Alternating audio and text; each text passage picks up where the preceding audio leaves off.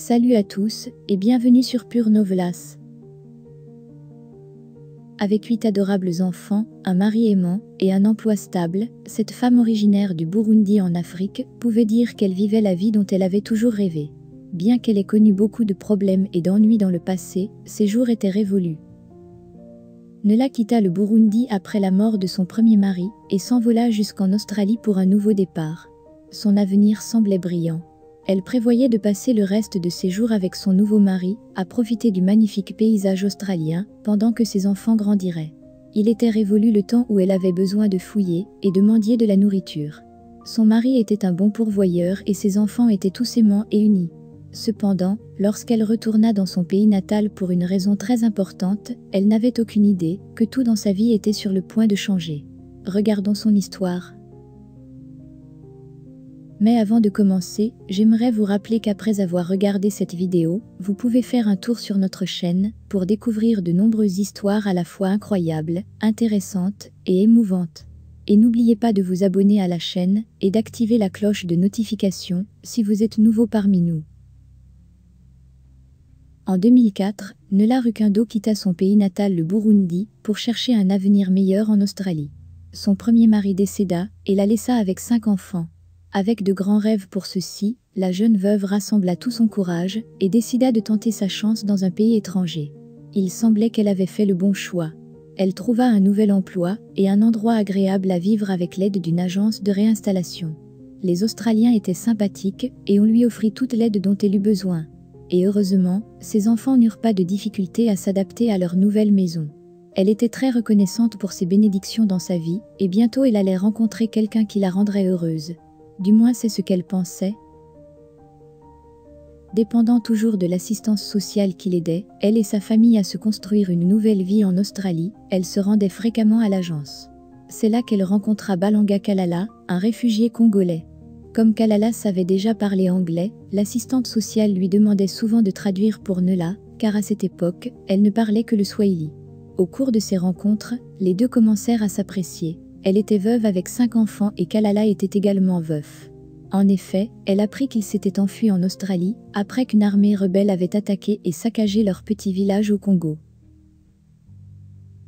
Dans cet incident malheureux, sa femme et son jeune fils furent tués. N'ayant plus aucune raison de rester, il décida lui aussi de commencer une nouvelle vie dans un pays étranger. Nella n'avait pas l'intention de se remarier. Elle voulait consacrer sa vie à élever ses enfants. Cependant, quand elle rencontra Kalala, tout changea, et son avenir commença à prendre une nouvelle route inattendue. Il était gentil et attentionné, et il la faisait toujours rire. De plus, il avait complètement accepté sa situation. En peu de temps, Nella tomba éperdument amoureuse de Kalala. Ils emménagèrent dans la banlieue de Melbourne, à King Park. Kalala traitait ses enfants comme les siens, et les années qui suivirent, elle lui donna 3 autres enfants. Cependant, elle fit assez rapidement face à la personnalité de son deuxième mari, et cela la terrifia vraiment. Nella ne se plaignait pas de son mari, lorsqu'il s'agissait de subvenir aux besoins de leur famille. Depuis son arrivée en Australie, en tant que réfugié en 2004, il travailla dur, et trouva un emploi stable assez tôt. Il travailla d'abord dans une usine de transformation de fruits de mer avant de trouver un meilleur emploi, en tant que conducteur de chariot élévateur dans un entrepôt. Mais en vivant avec lui sous un même toit, Nella découvrit le côté violent de son mari. Quand il était fatigué, il criait souvent et se mettait en colère pour de petites choses. Il y avait des moments où il la blessait physiquement. Mais, après la rage, il venait vers elle comme un mouton apprivoisé et implorait son pardon. En tant qu'épouse et mère, elle ignorait souvent l'incident et apprenait plutôt à accepter la situation. Au Burundi, Nella avait été élevée par sa belle-mère. Même si elle était à des milliers de kilomètres de chez elle, elle réussissait à garder le contact avec ses proches en Afrique. Grâce à la technologie, elle était toujours au courant de ce qui se passait là-bas. Cependant, un jour, les nouvelles qui arrivèrent n'étaient pas bonnes. Sa belle-mère avait malheureusement succombé à sa maladie et décéda. Évidemment, elle devait rentrer au Burundi pour lui rendre hommage. Malheureusement, son mari ne put pas l'accompagner en raison de responsabilités professionnelles. Mais elle ignorait qu'il se produirait quelque chose qui bouleverserait complètement son existence. De Melbourne, elle parcourut 12 070 km pour atteindre le Burundi. Elle prévoyait de faire certaines choses et bien sûr, d'assister aux funérailles. Ce serait la dernière fois qu'elle verrait la remarquable femme qu'il avait élevée. Son mari, Kalala, continuait à lui tenir compagnie par des appels téléphoniques. Comme sa maison au Burundi était petite, Nella décida de s'enregistrer dans un hôtel à Bujumbura. Elle se sentait stressée, triste et épuisée et son mari et ses enfants lui manquaient également. Après le service funèbre, elle retourna dans sa chambre d'hôtel pour se reposer. Juste à temps, son téléphone sonna. L'appel venait de son mari. Elle y répondit tout de suite et détecta instantanément de l'inquiétude dans sa voix. Elle se sentait si seule, et son appel était l'une des choses dont elle avait besoin pour calmer ses angoisses. Selon son mari, il avait essayé de la joindre toute la journée. Il demanda comment elle allait, et elle répondit qu'elle allait se coucher pour se reposer de la dure journée qu'elle avait eue. Il lui conseilla de prendre l'air à l'extérieur. Elle avait l'habitude d'obéir à son mari, alors elle décida de suivre sa suggestion. Elle n'était qu'à quelques pas de l'enceinte de l'hôtel, lorsqu'elle remarqua un homme qui s'approchait d'elle. Avec peu de temps pour réagir, son cœur s'effondra lorsqu'elle se rendit compte qu'une arme était pointée sur elle. « Si vous essayez de crier, je vais vous tirer dessus. Ils vont m'attraper, mais vous serez déjà morte. » Bien qu'elle sentait que son cœur était sur le point d'exploser de peur, elle comprit qu'il serait plus sage d'obéir. L'agresseur lui fit signe de se diriger vers une voiture garée sur le bord de la route. Il y avait 3 types qui l'attendaient. L'un était le chauffeur et les 2 autres tenaient des fusils. Essayant de paraître aussi calme qu'elle le pouvait, elle fut forcée de s'asseoir entre 2 hommes. Avant que la voiture ne démarre, elle avait les yeux bandés. Selon ses spéculations, ils conduisirent pendant une 40aine de minutes. Personne ne parlait pendant qu'ils étaient dans la voiture.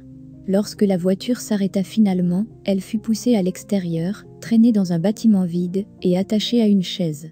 Puis, ils se tournèrent vers elle et lui posèrent des questions qui la troublèrent. « Qu'avez-vous fait à cet homme? Pourquoi nous a-t-il demandé de vous tuer ?» Pour Nella, rien n'avait de sens. Elle demanda seulement « Quel homme ?» Pour autant qu'elle sache, elle n'avait aucun problème avec personne. Pourtant, lorsque l'homme répondit à sa question, c'était comme s'il avait largué une bombe. La réponse du ravisseur était ferme. Il lui dit « Votre mari ?» Le temps s'arrêta pour elle. Il devait y avoir une sorte d'erreur. Kalala ne ferait jamais ça, elle les traita même de menteurs. Le chef du groupe la gifla et lui dit à quel point elle était stupide. Pour davantage prouver son propos, il appela l'homme qui les avait payés pour la tuer. L'esprit de Nella tournait. La seule chose qui l'empêchait de sombrer complètement était qu'elle prétendait être dans une sorte de cauchemar. Cela ne pouvait pas réellement arriver. Lorsque l'appel fut connecté, le chef des ravisseurs annonça triomphalement qu'ils avaient Nella et qu'elle était retenue captive. Le téléphone fut mis sur haut-parleur pour qu'elle puisse entendre l'homme au bout de la ligne. La vérité la poignarda comme un couteau. « Tu l'as !» La même voix qui la consolait 1 heure plus tôt sonnait maintenant comme un monstre à ses oreilles. L'homme à qui elle avait donné 11 ans de sa vie, l'homme qui était le père de ses enfants, avait froidement ordonné à ses hommes de la tuer. Pendant que les ravisseurs discutaient avec lui de la façon dont ils allaient la tuer et se débarrasser de son corps, Nella sentit la terreur l'envahir, puis elle s'évanouit. Lorsqu'elle reprit conscience, l'appel était terminé. Elle avait l'impression que sa situation était désespérée et que rien ne pouvait plus la sauver.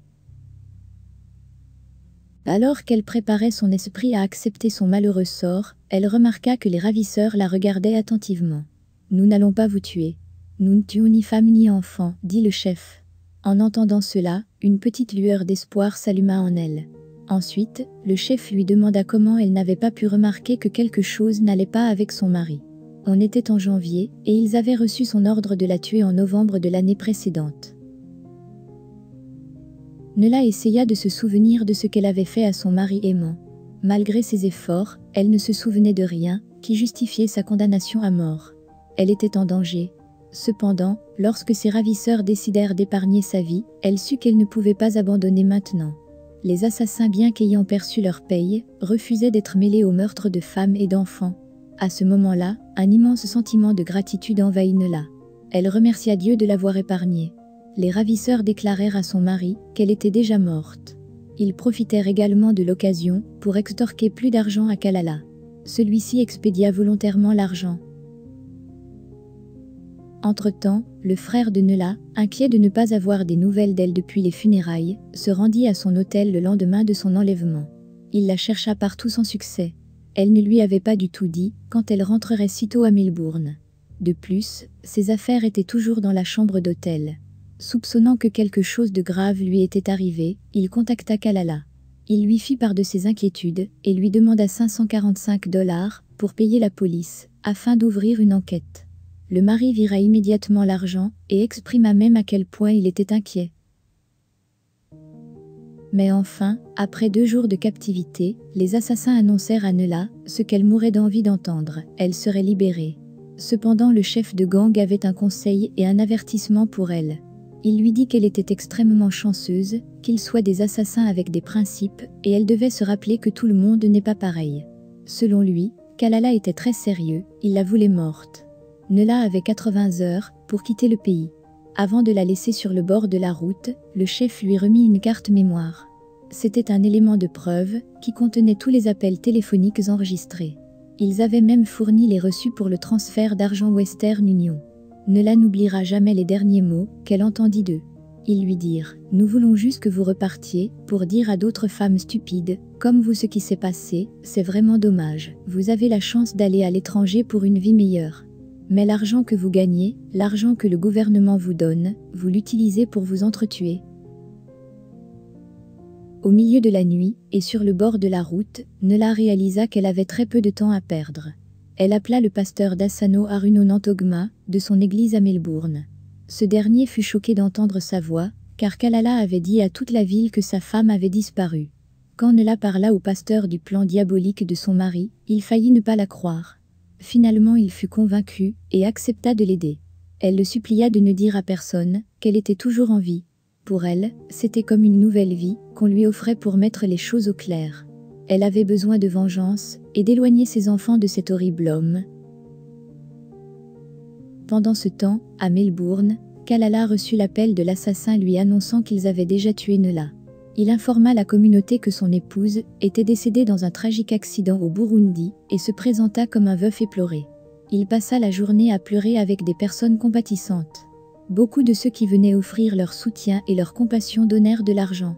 Il ressemblait à un mari dévasté qui avait perdu quelqu'un de si cher. Cependant, Nela n'allait pas le laisser s'en tirer comme ça. Il n'avait aucune idée qu'elle était encore en vie et qu'elle était prête à se venger. Le 22 février 2015, elle rentra saine et sauve à Melbourne. Plus prudente et vigilante que jamais, elle apprit les fausses funérailles que son mari avait astucieusement organisées. Bien sûr, c'est un honneur de pouvoir assister à ses propres funérailles en étant en vie, et Nela ne pouvait pas laisser passer l'occasion. Il était environ 19h30 lorsque Nela, assise dans une voiture garée juste devant leur maison, remarqua que son mari escortait le dernier groupe d'amis venus l'assister dans leur voiture. Alors qu'il s'éloignait, elle décida que c'était le moment idéal pour sa surprise. Quand Kalala resta seule sous le porche, elle fit lentement son entrée. Même dans le noir, elle vit la réaction de son mari en la voyant. Sa bouche était grande ouverte, et un air de peur envahit son visage. Elle s'approcha, sans prononcer un mot. Son mari commença à marmonner, il voyait littéralement un fantôme. Quand ils furent à quelques centimètres, l'un de l'autre, Kalala toucha ses épaules et sursauta vivement. Quand il tendit la main pour la toucher à nouveau, il se rendit alors compte qu'elle n'était pas qu'une simple apparition. Il se mit à crier, demandant pardon. Dans le passé, Nela lui avait toujours pardonné de l'avoir frappé.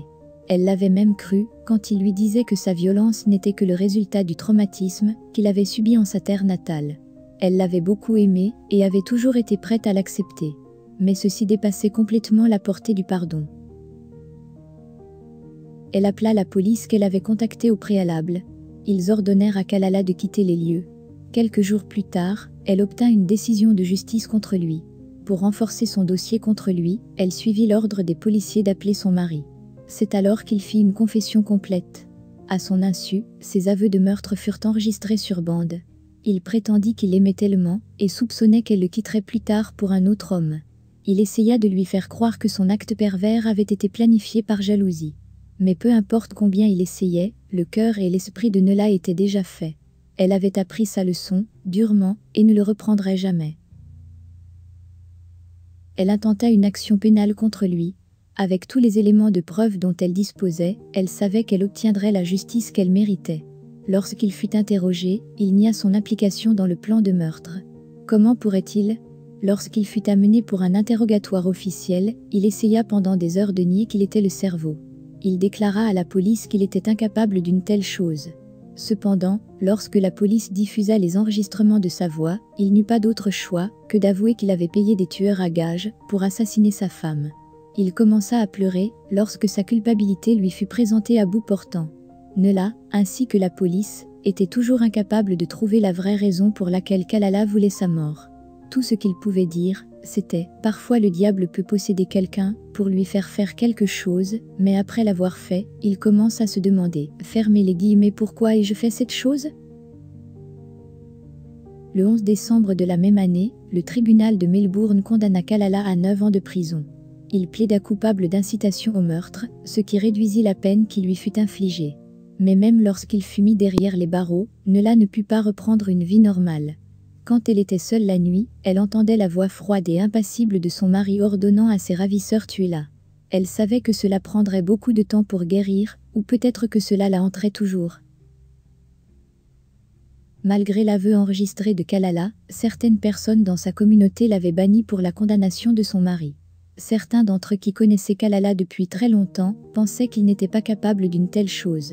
Bien que Nela savait que l'avenir serait difficile pour elle et ses 8 enfants, elle ne regrettait pas sa décision de le mettre derrière les barreaux. Il avait commis un péché impardonnable, et sa confiance et son amour pour lui avaient complètement disparu. Elle pourrait être dévastée en tant qu'épouse, mais elle était certaine d'avoir fait le bon choix en tant que mère. Et elle était déterminée à prendre soin de ses 8 enfants aussi longtemps qu'elle vivrait. Après tout cela, elle savait qu'elle devait être plus forte que jamais.